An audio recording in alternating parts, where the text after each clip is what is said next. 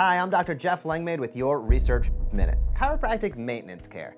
Is it something that should be involved in evidence-based practice or left behind in the past? That is exactly what this paper looked to answer, and it is titled Chiropractic Maintenance Care: What's New? A Systematic Review of the Literature.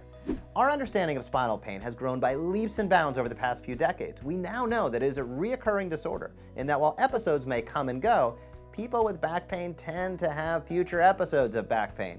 And that is where us as chiropractors can come in huge. Previous research has talked about how chiropractors may be able to benefit people that have recurring bouts of low back pain through maintenance care by being able to detect and potentially even prevent future episodes.